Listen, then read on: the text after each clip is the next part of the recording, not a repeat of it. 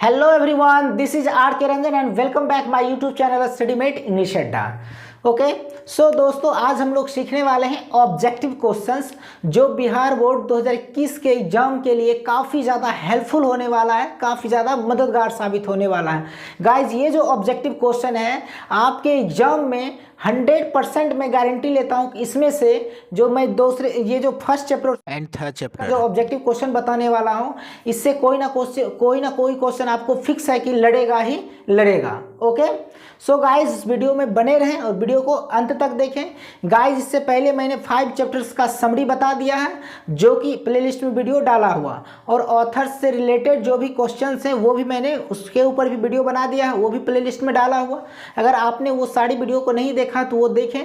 ये जो मैं वीडियो बना रहा हूँ स्पेशल बिहार बोर्ड के क्लास 12th के लिए बना रहा हूँ, और ये जो कि 2021 के जो एग्जाम होने वाले हैं उसी के बेस के ऊपर क्या क्वेश्चन बना रहा हूँ जो कि एग्जाम में लड़ेंगे ही लड़ेंगे। ओके दोस्तों, सो दोस्तों, आज जो हम लोग क्या उसी करीब क्या आज चैप्टर फर्स्ट और थर्ड का ऑब्जेक्टिव क्वेश्चन, इंटरनल क्वेश्चन करने वाले हैं। सो चलिए इस लेसन को बिना किसी देरी के शुरू करते हैं। So let's get started.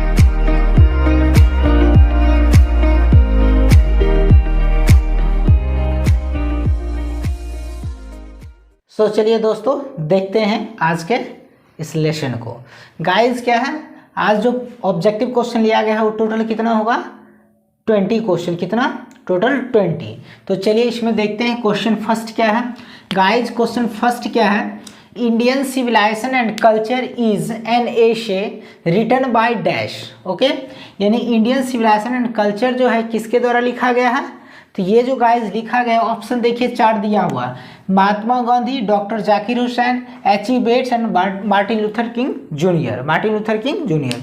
आपको भी एग्जाम में इसी तरह 4 ऑप्शंस दिए रहेंगे, उसमें से 1 को सिलेक्ट करना है जो कि आंसर होना चाहिए। तो गाइस, इसका जो आंसर होगा क्या होगा? महात्मा गांधी। क्या होगा? Mahatma Gandhi. Okay, Indian civilisation and culture कौन लिखा है? तो महात्मा गांधी लिखा है। चलिए नेक्स्ट देखते हैं क्वेश्चन। नेक्स्ट क्वेश्चन है Bharat is my home is a speech delivered by. यानी भारत इज माई होम जो स्पीच है वो उसको कौन डिलीवर किया है? भारत इज माई होम जो स्पीच है उसको कौन डिलीवर किया है? तो उसको जो डिलीवर किया है उसमें ऑप्शन क्या क्या है? डॉक्टर जाकिर हुसैन, सिगा नोया, मनोहर मालगोंकर, मार्टिन लूथर किंग जूनियर। तो ये भारत इज माई होम को जो डिलीवर किए हैं वो कौन किए हैं? डॉक्टर जाकिर हुसैन। पहला इसका आंसर होगा। नेक्स्ट देखते हैं, Mahatma Gandhi was a spiritual leader who has lover of. यानी Mahatma Gandhi was a spiritual leader who has a lover of. यानी महात्मा गांधी एक आध्यात्मिक नेता थे। कैसा नेता थे? आध्यात्मिक नेता थे। और who was a lover of, और वो किस चीज के प्रेमी थे? तो वो प्रेमी थे ट्रूथ एंड नॉन वायलेंस, सत्य और अहिंसा में वो विश्वास करते थे। इसलिए इसका आंसर क्या होगा? Truth and non violence. Okay, next देखते हैं, which civilisation kept its basic character and can't be beaten in the world. Okay, so कह रहा कि ऐसा कौन सा सिविलाइजेशन है जिसका अपना बेसिक कैरेक्टर है, जिसको पूरे दुनिया में इसको हराया नहीं जा सकता। तो ऐसा किसकी सभ्यता है? तो गाइज, इसमें क्या मैंने जो इंडियन सिविलाइजेशन कल्चर जो समरी बताया था उसमें मैंने ये सारा चीज़ बता दिया था।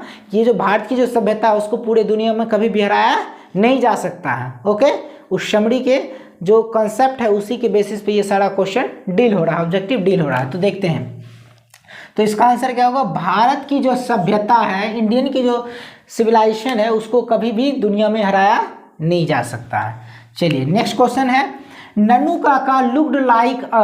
यानी नन्नू काका दिखने में कैसा थे? वो कैसा दिख रहे थे? कैसा दिखते थे? तो नन्नू काका जो एक जमींदार की तरह दिखते थे। कैसा दिख रहे थे? जमींदार। इसमें 4 ऑप्शन क्या क्या है? जमींदार, ड्राइवर, पिक पॉकेट, नन। यानी ड्राइवर मतलब क्या? वो ड्राइवर तो चालक नहीं दिख रहे थे। पिक पॉकेट मैंने पॉकेट मार भी वो नहीं दिख रहे थे, क्योंकि वो अच्छा खासा बताए थे समरी में। ये बहुत ही इंटरेस्टिंग कॉमेडियन स्टोरी है। ओके, कॉमेडी स्टोरी है। इसमें बताए थे क्या कि नन्नू काका जो थे उनका जो पहनावा रहा था बिल्कुल एक ठेठ जमींदार की तरह दिख रहे थे। इसलिए क्या था? इसका जो आंसर होगा जमींदार। नेक्स्ट क्या है? Nannu Kaka wanted to meet Sohan Lal and Nannu Kaka जो मिलना चाहते थे सोहन लाल, और किससे मिलना चाहते थे, तो और मिलना चाहते थे chief minister, home minister, welfare minister या नन, तो वो वेलफेयर मिनिस्टर से मिलना चाहते थे, समाज कल्याण मंत्री से मिलना चाहते थे। चलिए नेक्स्ट है, who took A pinch of snuff from his snuff box, यानी जो सूंघनी की जो डिब्बी थी जो जैसे तंबाकू का जो पाउडर होता है उसको सूंघनी बोलते हैं, तो सूंघनी की जो डब्बी थी उसमें से सूंघनी निकालता है कौन, एक चुटकी सूंघनी कौन लेता है, तो सूंघनी कौन लेता है एक चुटकी, नन्नू काका लेते हैं। कौन लेते हैं, नन्नू काका। तो इसका आंसर हो जाएगा ए नंबर। ओके नेक्स्ट है, Ratiram was the son of, यानी रतिराम जो था वो किसका लड़का था, रतिराम किनका लड़का था, तो रतिराम जो था गाइस वो लड़का था किसका, सोहन लाल का, किसका, सोहन लाल का। नेक्स्ट है 9 number, who was made a driver in Jodhpuri coat and orange turban, यानी किसको, नन्नू काका जो था किसको ड्राइवर बना दिया था, जोधपुरी कोट पहना करके और ऑरेंज कलर का जो टर्बन है पगड़ी बांध दिया था, किसको, तो गाइज ये क्या नन्नू काका जो स्टोरी था, यानी ए पिंच ऑफ स्नफ जो हम लोगों ने स्टोरी बताया है उसमें मैंने बताया था समरी के टाइम में ही कि नन्नू काका एकदम बिल्कुल क्या थे, फॉल्स पर्सन थे। ओके झूठा थे, लायर थे। तो वो क्या किए, जब घूमने जाते हैं मंत्री के यहाँ कार लेकर के तो उनको एक ड्राइवर अरेंज करना होता है, तो ड्राइवर जब नहीं मिलता तो वो क्या करते हैं, यानी अपने जो भांजा उनका होता है मनोहर मोलवंकर, उन्हीं को क्या करते हैं, जोधपुरी कोट और लाल ऑरेंज कलर का जो टर्बन होता है पगड़ी पहना करके उन्हीं को ड्राइवर बना देते हैं। तो किनको बना देते हैं, तो नैरेटर यानी लेखक को बना देते हैं, मनोहर मोलवंकर को वो ड्राइवर बना देते हैं। नन्नू काका वाज नैरेटर्स, यानी नन्नू काका जो थे वो नैरेटर का कौन थे, नन्नू काका जो थे नैरेटर का कौन थे, तो नैरेटर का मामा थे, मैटरनल अंकल थे। क्या, मैटरनल अंकल मतलब होता है मामा, यानी कौन थे, मैटरनल अंकल थे। नेक्स्ट, नन्नू काका is the main character of, यानी नन्नू काका जो थे मेन कैरेक्टर किसका थे, एन आर्टिस्ट का या अ पिंच ऑफ स्नफ का या द अर्थ का या इनमें से कोई नहीं। तो ये अ पिंच ऑफ स्नफ का ये क्या मेन कैरेक्टर है, समरी में मैंने इस चीज को लिखा है। Okay India glory is that it is, कह रहा है कि भारत की जो ख्याति है, भारत की जो प्रसिद्धि है वो कैसी है, मूवेबल है, इमूवेबल है, सिविलाइज्ड है, अनसिविलाइज्ड है। तो इसका जो आंसर होगा क्या होगा, इमूवेबल है, यानी क्या भारत की जो सभ्यता है, भारत इंडिया की जो ख्याति है प्रसिद्धि है वो क्या इमूवेबल है, माने अचल है, अडिग है, इसको अभी भी इसको हटाया नहीं जा सकता, ये क्या अडिग है, जैसे का तैसा हमारा सभ्यता बना हुआ है। ओके अब चाहे तो इसका स्क्रीनशॉट ले सकते हैं विथ आंसर, इसमें टिक कर दिया है मैंने। चलिए अब देखते हैं आगे का लेसन, ठीक है। सो चलिए नेक्स्ट नंबर देखते हैं। तो नेक्स्ट 13 नंबर है क्वेश्चन, नन्नू काका वाज एक्सपर्ट इन टेलिंग, यानी नन्नू काका जो थे बोलने में थे एक्सपर्ट, किस चीज़ में, क्या चीज़ बोलने में वो एक्सपर्ट थे, तो वो क्या लायर थे, यानी झूठा थे, यानी क्या झूठ बोलने में, लाइज, झूठ बोलने में वो एक्सपर्ट थे, यानी इसका आंसर क्या हो जाएगा, लाइज। नेक्स्ट क्वेश्चन है 40 number, the mind is restless dash the more it gets the more it wants. ये मैंने इंडियन सिविलाइजेशन एंड कल्चर जब पढ़ाया था तो उसके समरी में ये भी लाइन क्या ऐड किया था। ये लाइन बहुत ही इंपॉर्टेंट लाइन है, इससे क्या सब्जेक्टिव ऑब्जेक्टिव दोनों में काम आता है। अगर आपने समरी को नहीं देखा है तो प्ले लिस्ट में वीडियो डाला हुआ, उसको जाके अच्छे से वॉच कर लें। ओके चलिए तो क्या है, the mind is restless dash the more it gets the more it wants. इसका आंसर हो जाएगा वर्ड, यानी मनुष्य की जो दिमाग है एक क्या है, एक रेस्टलेस पक्षी, यानी क्या एक पक्षी की तरह है, इसको जितना मिलता है उतना ही क्या असंतुष्ट रहता है, ये कभी भी इसका मन जो होता है भरता नहीं है, कभी संतुष्ट नहीं होता है। ओके चलिए नेक्स्ट क्या है, which civilisation depends on human wants, यानी कौन सा सिविलाइजेशन है जो मनुष्य के इच्छा पर डिपेंड करता है, निर्भर रहता है। तो हम लोग तो ऐसा है नहीं, ठीक है, जो मन करे वो कर लेंगे। ये क्या है, वेस्टर्न जो सिविलाइजेशन के लोग हैं, वेस्टर्न सिविलाइजेशन में ऐसा होता है कि मनुष्य की जो इच्छा होती है वही वो लोग करते हैं, तो इसलिए इसका आंसर क्या हो जाएगा, वेस्टर्न सिविलाइजेशन।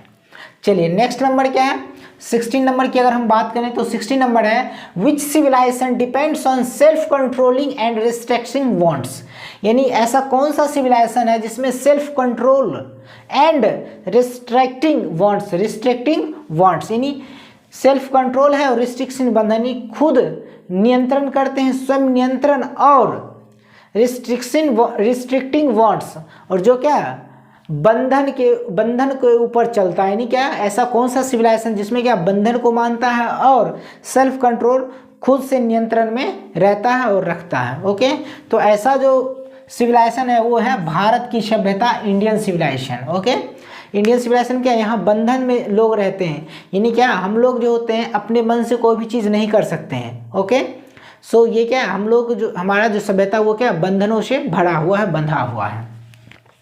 नेक्स्ट है who wrote my experiment with the truth, यानी my experiment with the truth किसके द्वारा लिखा गया है, तो ये गांधी जी लिखे हैं। कौन लिखे हैं, गांधी जी, महात्मा गांधी लिखे हैं।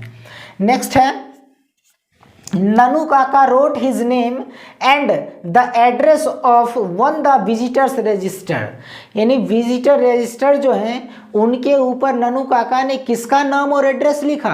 तो ननु काका तो होशियार थे, झूठ बोलते थे, तो वो क्या किए, विजिटर्स जहाँ पे घूमने जाते हैं या फिर जैसे होटल वगैरह में जाते हैं तो रजिस्टर मेंटेन करना होता है, तो उसी तरह विजिटर्स रजिस्टर पे क्या किए, वो अपना नाम नहीं लिखे, वो क्या किए, नरेटर का नाम यानी मनोहर मोलगोंकर का नाम लिख दिए और उनका एड्रेस लिख दिए। तो इसलिए इसका आंसर क्या हो जाएगा, इसका आंसर होगा नरेटर यानी लेखक, लेखक का नाम और एड्रेस लिख दिए थे, वो अपना भांजा का नाम और एड्रेस लिखे थे। नेक्स्ट है 19 number civilisation taught us to be friendly towards, यानी सभ्यता जो है हम लोग को सिखाता है फ्रेंडली टूवर्ड्स यानी मित्रवत। फ्रेंडली टूवर्ड्स का मतलब होता है मित्रवत, यानी क्या हमारी जो सभ्यता है हमें सिखाती है क्या कि आपस में मित्रवत के तौर पे रहें, मित्रवत के रूप में रहें। किसको सिखाती है, ऑप्शन देख लेते हैं, पीपल को, क्रिमिनल्स को, क्रूएल पर्सन को या नन को।